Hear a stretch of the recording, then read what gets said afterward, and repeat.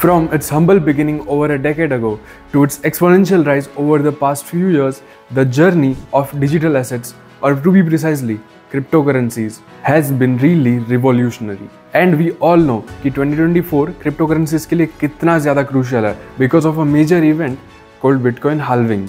And I really hope अगर आप ये वीडियो देख रहे हैं कि आपको बिटकॉइन हाल्विंग क्या होता है, उसके प्रोज एंड कॉन्स सारे पता होंगे। अगर नहीं पता है तो प्लीज़ डिस्क्रिप्शन में दिए गए लिंक से जाइए और बिटकॉइन हाल्विंग और उसके बारे में सारी चीज़ें देखिए। अगर फिर भी आपको ऐसा ना करना हो तो मैं आपको बिटकॉइन हाल्विंग के बारे में छोटे मोटे पॉइंट्स बता दूंगा इन शॉर्ट, बिकॉज इस बार की अभी तक की बुल रैली का मेन रीज़न बिटकॉइन हाल्विंग ही है। और इस बार की बिटकॉइन हाल्विंग पहले की हाल्विंग से काफ़ी अलग है, क्योंकि इस बार बिटकॉइन ने हाल्विंग से पहले ही 2 बार अपना एक नया ऑल टाइम हाई बना लिया, which is completely unusual.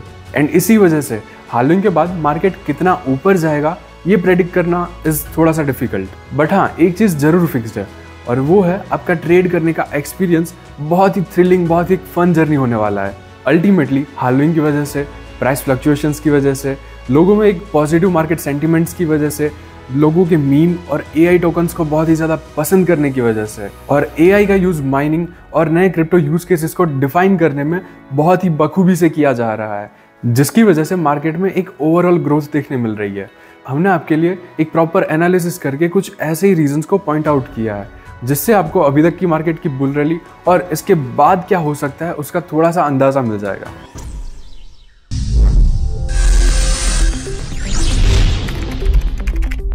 First factor which is economic conditions. अगर आप इंडियन इकोनॉमी और स्टॉक मार्केट्स पर भी एक नजर डालेंगे तो आपको पता चलेगा कि Nifty 50 and Sensex are really on fire. They also broke their new all time highs. अब ये इंडियन इकोनॉमी के ग्रो होने का रीजन भी काफी सिंपल है। बहुत सारी फॉरेन ब्रांड्स इंडिया में आ रही है, बहुत सारे एंजल इन्वेस्टर्स, बहुत सारे फॉरेन वेंचर कैपिटलिस्ट इंडिया में इन्वेस्ट कर रहे हैं, इंडिया के स्टॉक मार्केट में इन्वेस्ट कर रहे हैं, क्योंकि उनकी मार्केट ऑलरेडी सैचुरेटेड हो चुकी है। अब they don't see any major potential growth in their markets. Even recently ही ज़ीरोधा के फाउंडर निखिल कामत ने कहा था, the last decade has seen the major Indian economic growth, but the next decade will be even more successful because of Indian entrepreneurs. और इतना ही नहीं, बहुत सारी ऐसी कंपनीज जो कि अपने प्रोडक्ट्स को काफ़ी प्रीमियम प्राइस पर सेल करते हैं, उनका प्राइमरी मार्केट इंडिया बनता जा रहा है, जैसे कि एप्पल, मैकडोनल्ड्स या इवन मर्सिडीज।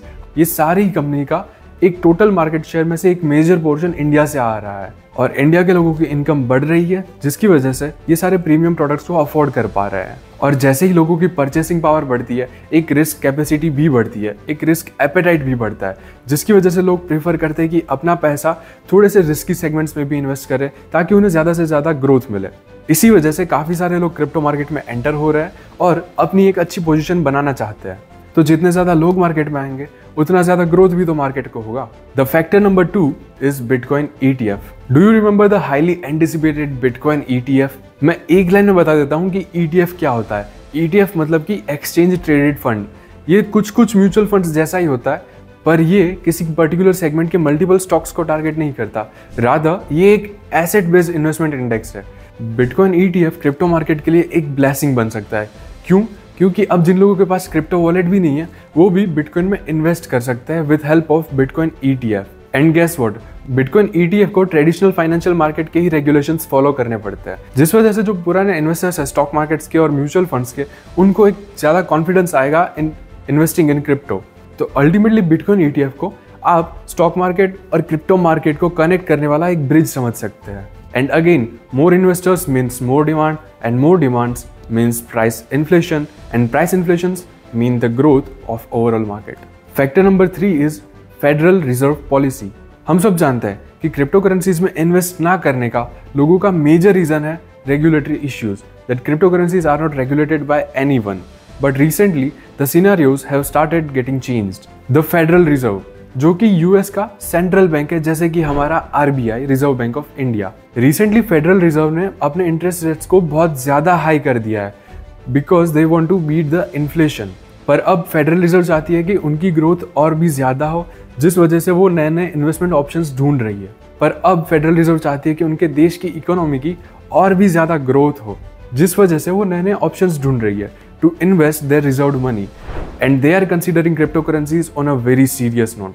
जब भी रिजर्व बैंक्स इंटरेस्ट रेट्स को कम करता है तब मार्केट में एक थोड़ा सा रिस्की फाइनेंशियल एनवायरनमेंट हो जाता है। But of course Federal Reserve can see the bigger picture that we cannot. जब यूएस अपना रिजर्व मनी क्रिप्टो मार्केट में इन्वेस्ट करेगी तो it is gonna be a global sensation for sure. And we all know that currently people and almost most of the countries are following US very blindly. So this can be really a huge groundbreaking opportunity for crypto markets.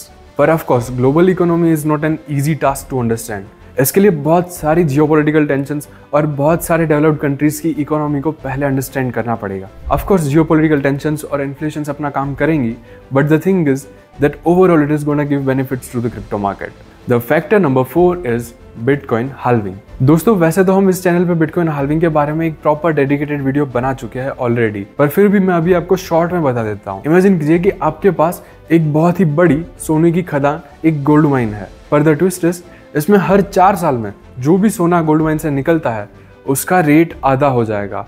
यानी कि अगर आपको इस 4 साल में 100 ton gold मिला है तो अगले 4 साल में सिर्फ 50 टन ही मिलेगा। Technically it is same as what bitcoin halving is. Bitcoin halving एक प्रोग्राम्ड इवेंट है जो कि रफली अराउंड हर 4 साल पे देखने मिल जाती है। एंड इसके पीछे का यही रीजन है कि बिटकॉइन की सप्लाई रेट और सप्लाई दोनों को कम रखा जाए ताकि लोगों में एक फियर ऑफ मिसिंग आउट, एक फोमो बना रहा है बिटकॉइन की तरफ, which help us creating scarcity for the bitcoin. Bitcoin की टोटल लिमिटेड सप्लाई 21 मिलियन ही रहेगी, जिसमें से अभी 19.6 मिलियन माइन हो चुके हैं। और हिस्ट्री के अकॉर्डिंग और इवन इस साल की इवेंट्स के अकॉर्डिंग ये तो प्रूव होता है कि बिटकॉइन हाल्विंग जब भी होती है तब बिटकॉइन अपना एक नया ऑल टाइम हाई बनाता ही बनाता है। The factor number 5 is regulatory developments. Federal reserve की पॉलिसीज की तरह बहुत सारी कंट्रीज भी अपनी क्रिप्टो करेंसीज के लिए जो पॉलिसीज है उनको चेंज कर रही है, अपग्रेड कर रही है, ताकि क्रिप्टो करेंसीज और भी ज़्यादा रेगुलेटेड हो और मार्केट में रेगुलेटरी इश्यूज की वजह से जो इन्वेस्टर्स को नुकसान होता है वो ना हो। क्रिप्टो करेंसीज में इंस्टीट्यूशनल इन्वेस्टर्स, वेल्स, कंपनीज, ये सभी को एक इक्वल बेनिफिट हो, ऐसी पॉलिसीज होनी चाहिए क्रिप्टो मार्केट में।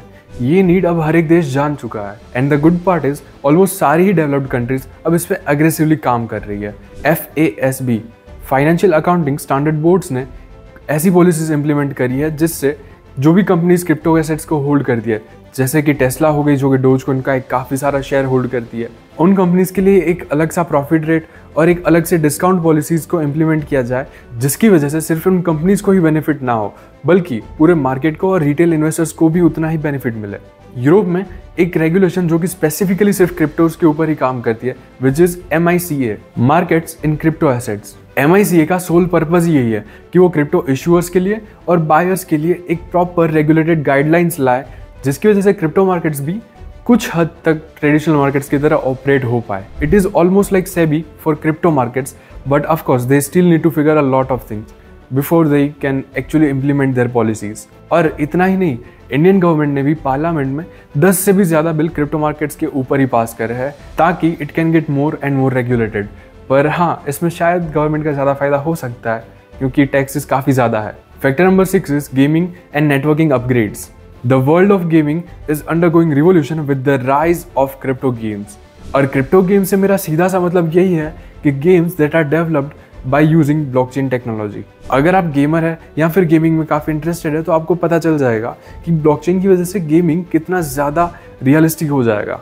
ब्लॉकचेन की वजह से now you can own your gaming assets into the virtual world asset, जिस प्रकार से मेटा और मेटावर्स वर्क करता है। अभी रिसेंटली आपने GTA 6 का जो ड्रॉपिंग ट्रेलर देखा ही होगा, एंड बायंस के एक ब्लॉग के अकॉर्डिंग GTA 6 में भी ब्लॉकचेन टेक्नोलॉजी का यूज होने वाला है, which is completely mind blowing. Because आप ट्रेलर से ही शायद एक्सपीरियंस कर पा रहे होंगे कि GTA 6 एक रियल वर्ल्ड एक्सपीरियंस से कितना ज्यादा क्लोज है, and this everything is possible because of Web3 and blockchain technology. ये तो हो गई गेमिंग की बात। अगर नेटवर्क अपग्रेडेशन की बात करूं तो इथेरियम और सोलाना अपने ब्लॉकचेन्स को और भी ज़्यादा इंप्रूव कर रही है और भी ज़्यादा अपग्रेड कर रही है, जिसकी वजह से ना सिर्फ उनको गेमिंग में हेल्प मिलेगी बल्कि वो अपने ओवरऑल यूज केसेस को एक्सपेंड कर सकते हैं। सोलाना की ब्लॉकचेन पे हम बहुत सारे गेम्स और बहुत सारे रियल वर्ल्ड एप्लीकेशंस बना सकते हैं। इन अपग्रेडेशन से कुछ ना कुछ इंप्रूव किया जाता है।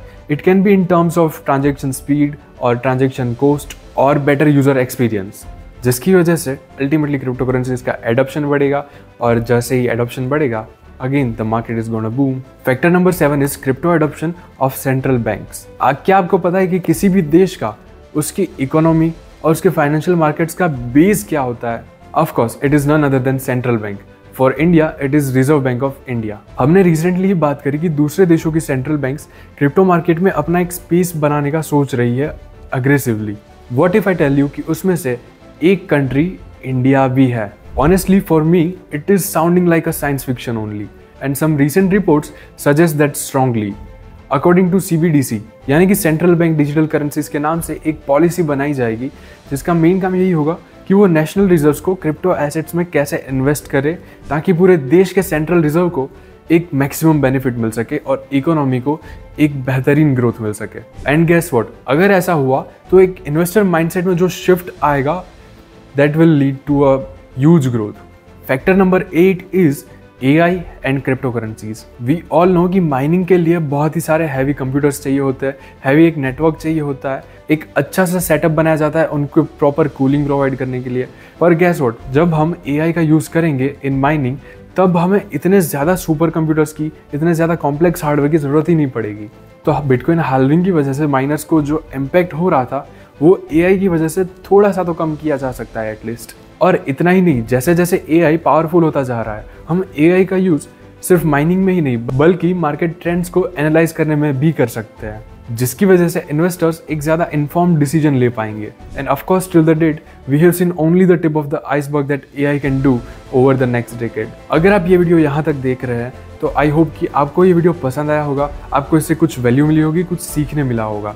हमारा सोल पर्पस यही है कि हम आपको क्रिप्टो करेंसीज के बारे में ज़्यादा से ज़्यादा नॉलेज और इन्फॉर्मेशन दें जिसकी वजह से आप क्रिप्टो मार्केट में एक एडुकेटेड ट्रेडर बने, ना कि एक अंधाधुंध ट्रेडर। ऐसे ही कंटेंट के लिए और हमें सपोर्ट करने के लिए हमें सब्सक्राइब और लाइक ज़रूर करें। Thank you.